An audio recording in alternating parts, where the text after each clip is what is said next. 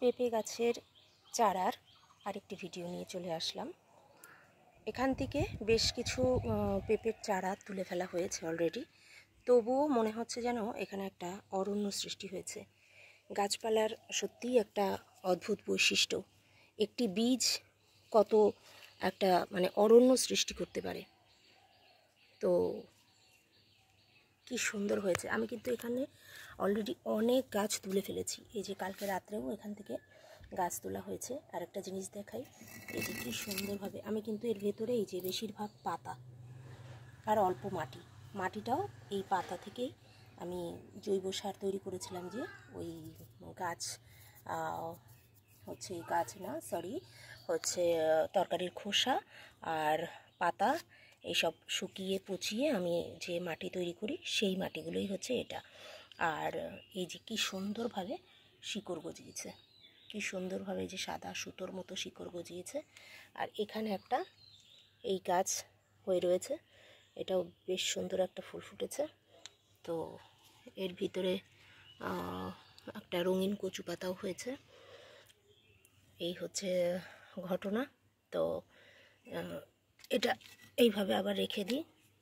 তো ধীরে ধীরে সবাইকে দিয়ে দিচ্ছি, যারা যারা সংগ্রহ করতে ইচ্ছুক।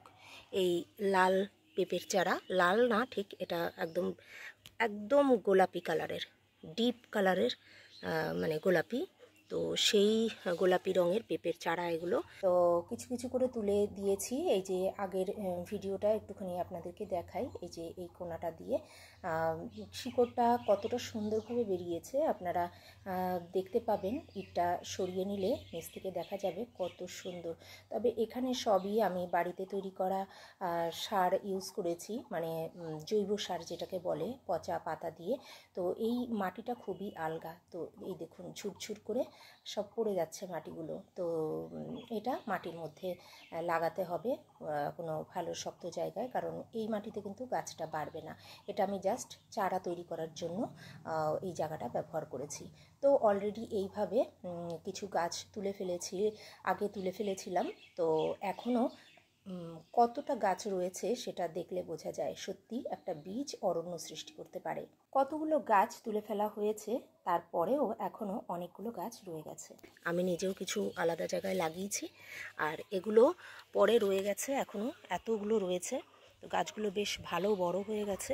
আপনারা যারা যারা নিতে ইচ্ছুক অবশ্যই সংগ্রহ করবেন। যারা ভিডিওটি পেজ থেকে দেখছেন তাদেরকে ফলো করে রাখার আবেদন রইল, এবং যারা ইউটিউব থেকে দেখছেন তাদেরকে সাবস্ক্রাইব করে রাখার আবেদন রইল। ভিডিওগুলো কেমন লাগে সেটা যদি একটু কমেন্টের মাধ্যমে জানান, তাহলে আমি সঠিক পথে চলতে পারবো। আমি সাধারণত এই পেজের মধ্যে ইকো ফ্রেন্ডলি যে জিনিসগুলো, সহজ সরল জীবনযাত্রা যেগুলো রয়েছে, সেই সব ধরনের ভিডিওই এখানে শেয়ার করে থাকি। তো আপনাদের মূল্যবান মতামত আমাকে সঠিক পথে চালিত করবে। Thanks for watching. Bye bye.